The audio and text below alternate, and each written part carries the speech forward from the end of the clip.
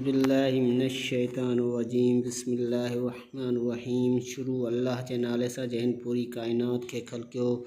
दुरूद हज़रत मोहम्मद मुस्तफ़ा सल्लल्लाहु अलैहि वसल्लम ते जंहिंखे अल्लाह ताला पूरी इंसान ज़ात लाइ मोलम बणाए मोकिलियो।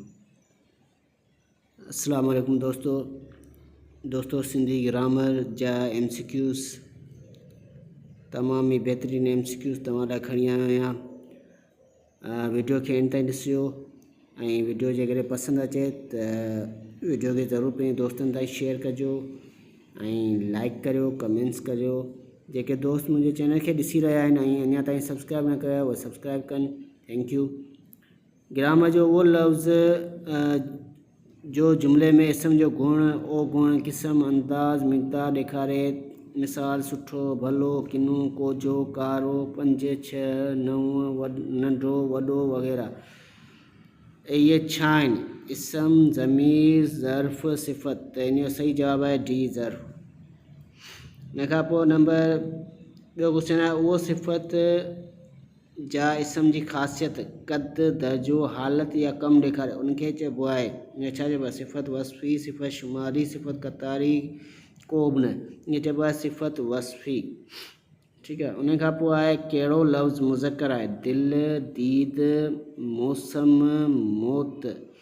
दोस्तों मौत जेको आहे उहो मुज़क्कर आहे। ग्रामर में ॿी सिफ़त सां भेट में न ईंदड़ लफ़्ज़ जीअं ही घोड़ो भलो आहे। भलो छा आहे? सिफ़त ख़ालिस, सिफ़त तफ़सील, सिफ़त मुबालगो, को बि न। त इहो आहे सिफ़त ख़ालिस।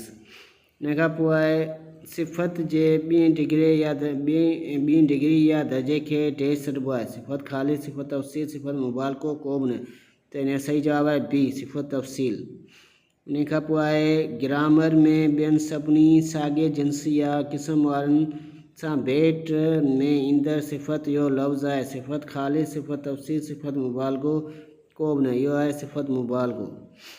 1, 2, 3, 4, 5, 6, 7, 8 डैश आहिनि। सिफ़त वस्फ़ी, सिफ़त शुमारी, सिफ़त क़तारी, को बि न। सिफ़त शुमारी आहिनि इहे। पहिरियों, ॿियों, टियों, चोथों, 5, 6, 7 डैश आहिनि।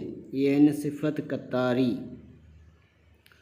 दुनिया में सभ खां चङो माण्हू उहो आहे जो ख़ुदा जे ख़ल्क़ जी ख़िदमत करे। त इन जो सही जवाबु आहे सिफ़त मुबालगो। ही हुई अॼु जी वीडियो। मूंखे उमेदु आहे त वीडियो पसंदि ईंदी। अव्हांखे अल्लाह हाफ़िज़।